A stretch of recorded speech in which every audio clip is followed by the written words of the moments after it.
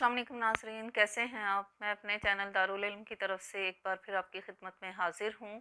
आपने अपने इर्द गिर्द बहुत से बच्चे देखे होंगे जिनमें कुछ शरारती होते हैं, कुछ खामोश तबा होते हैं, कुछ अपने कामों में ही मसरूफ़ रहते हैं, उनको अपने इर्द गिर्द की कोई ख़बर नहीं होती। तो आज हम बात करेंगे शरारती बच्चों के बारे में कि शरारती बच्चों को क्लास में कैसे कंट्रोल किया जाए, घर में आम रूटीन में कैसे उनकी शरारतों को कम किया जाए ताकि वो शरारतों से ध्यान हटाकर किसी पॉजिटिव सरगर्मी में मसरूफ़ हो जाएं। उनकी सलाहियतों से बेहतर तौर पर कैसे फ़ायदा उठाया जा सकता है, आज हम ये सारी बातें डिस्कस करेंगे। तो आज का हमारा टॉपिक है कि शरारती बच्चों को क्लास में कैसे कंट्रोल किया जाए। रिसर्च से साबित हुआ है कि एक लाइवली क्लास में बच्चों की आवाज़ें और टीचर की आवाज़ आना एक लाजमी बात है। यानी एक लाइवली क्लास में बच्चों और टीचर का इंटरेक्शन, उनकी आवाज़ें, टीचर का समझाना, बच्चों का रिस्पोंड करना, ये सारी बातें आती हैं। क्लास का शोर डिसिप्लिन की खिलाफ वर्जी है। क्लास के डिसिप्लिन को कायम रखने के लिए हमें शोर का तदारुक करना पड़ता है कि शोर को कैसे ख़त्म किया जाए। और जब हम इस पर गौर करते हैं तो सबसे बड़ी वजह इसकी सामने आती है क्लास के शरारती बच्चे। क्लास में शोर की और डिसिप्लिन की खिलाफ वर्जी की सबसे बड़ी वजह यही शरारती बच्चे होते हैं। क्लास कंट्रोल और क्लास में डिसिप्लिन का कायम होना बहुत ज़रूरी है, क्योंकि इसके बगैर टीचर कोई भी लेसन मुकम्मल तौर पर तमाम जुज़ियात के साथ बेहतरीन तरीके से डिलीवर नहीं कर सकता। उसके लिए क्लास का डिसिप्लिन बहुत ज़रूरी है, क्योंकि जब तक बच्चे आराम से बैठकर टीचर को गौर से सुनेंगे नहीं, उसकी बात को समझेंगे नहीं, वो लेसन को समझ नहीं सकेंगे। तो सबसे पहली बात तो ये है कि ऐसे बच्चों को उनके दोस्तों से अलग बिठाया जाए, उनकी सीटें चेंज कर दी जाएं। और इस मकसद के लिए बच्चों का सीटिंग प्लान हर हफ्ते चेंज करने की ज़रूरत है। इस हवाले से ये भी बात मद्देनज़र रखने की ज़रूरत है कि एक लाइक बच्चे के साथ एक पढ़ाई में कमज़ोर बच्चे को बिठाया जाए, ताकि लाइक बच्चा उसकी पढ़ाई में मदद कर सके और इस तरह वो जो पढ़ाई में कमज़ोर बच्चा है वो भी इम्प्रूव कर जाएगा। शरारती बच्चों में एनर्जी बहुत ज़्यादा होती है, इसलिए वो उसको शरारतों में वेस्ट करते हैं। उनको ये नहीं पता चलता कि हमें कौन सा ऐसा पॉजिटिव काम करना चाहिए जिसमें हम इस एनर्जी को इस्तेमाल करें। जब टीचर का वास्ता पड़ता है शरारती बच्चों से, तो जब उनके सामने उनकी कोई शरारत आती है तो टीचर को गैर जानिबदारी से काम लेना चाहिए और हकीकत की नज़र से देखना चाहिए कि गलती किस बच्चे की है, उस शरारती बच्चे की है या फिर सामने वाले बच्चे की है जो कि उसकी शिकायत कर रहा है, और उसको इंसाफ पसंदी से काम लेते हुए उनमें फ़ैसला करवाना चाहिए।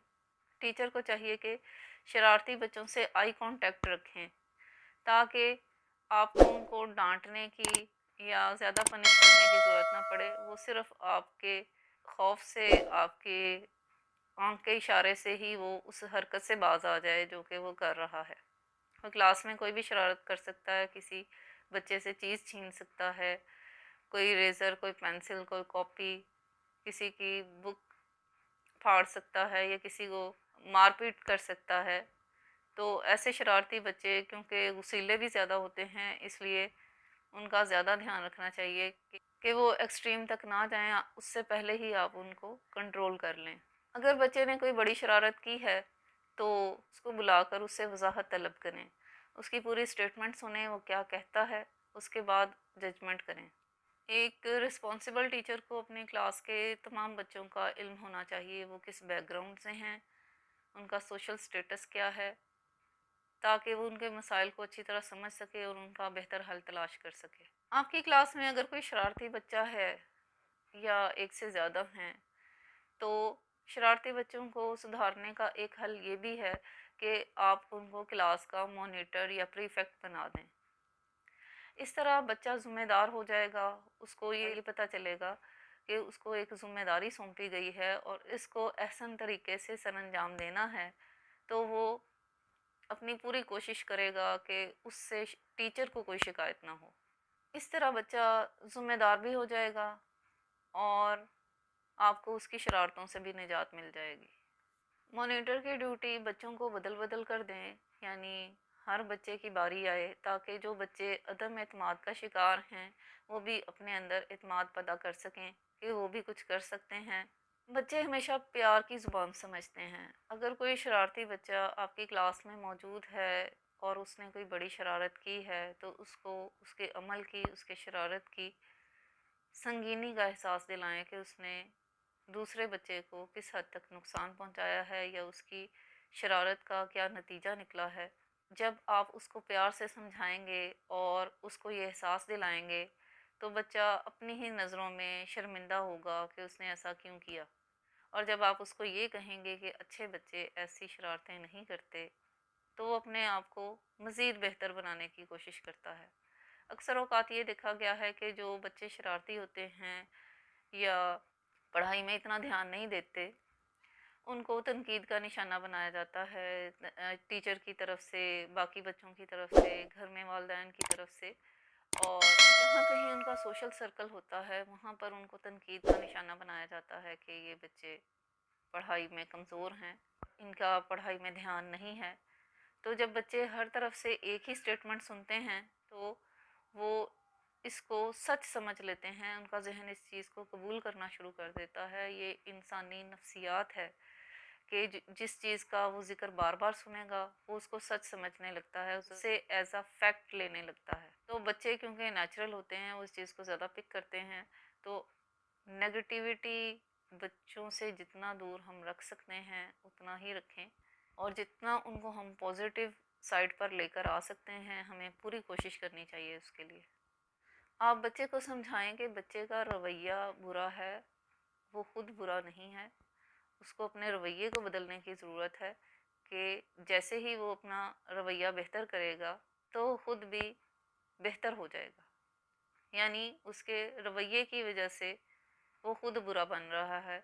जब आप बच्चे को ये एहसास दिलाएंगे, तो बच्चा खुद ही उसको बेहतर करने के लिए कोशिश शुरू कर देगा। ऐसे बच्चों पर आप इल्ज़ामात की बौछार ना करें कि हर बात के लिए वही कसूरवार है। हो सकता है किसी दूसरे बच्चे ने शरारत की हो और इल्ज़ाम उस पर लगा दिया हो। और ना ही ऐसे बच्चों का मजाक उड़ाना चाहिए, क्योंकि ऐसे बच्चे सेंसिटिव भी होते हैं, ज़हीन भी ज़्यादा होते हैं, उनमें कायदाना सलाहियतें भी होती हैं।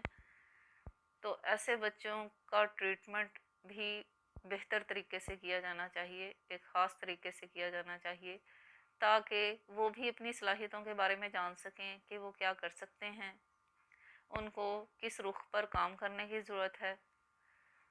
तो जब टीचर उसको दोस्ताना रवैये के साथ समझाएगा, दोस्ताना अंदाज में समझाएगा कि आपने ऐसे नहीं ऐसे करना है, तो बच्चा आहिस्ता आहिस्ता उसको पिक करना शुरू कर देता है। यहाँ पर भी आप वही असूल अपना सकते हैं कि इस्लाह के अमल को दोहराते रहें। आपको सिर्फ अपने अमल से, अपने रवैये से कोशिश करनी है। जब आप बार बार एक कोशिश करेंगे, इंशाल्लाह उसमें कामयाब हो जाएंगे, बच्चा बेहतरी की तरफ आ जाएगा। शरारती बच्चों में कायदाना सलाहियतें भी होती हैं, तो ऐसे बच्चों को मुख्तलिफ़ ज़िम्मेदारियाँ सौंप कर देखें कि वो किस ज़िम्मेदारी को ज़्यादा बेहतर तरीके से निभाता है। तो जिस काम में वो बेहतरीन करके दिखाएगा आपको, तो इसका मतलब है कि वही उसकी फ़ील्ड है। आप उसको उसमें इनकरेज करें कि आपने इस फील्ड में जाना है, या आपका शौक़ इधर है, आपका रुझान इधर है। ऐसे बच्चे जो शरारतें करते हैं, वो दरअसल आपकी तवज्जो के तालिब होते हैं।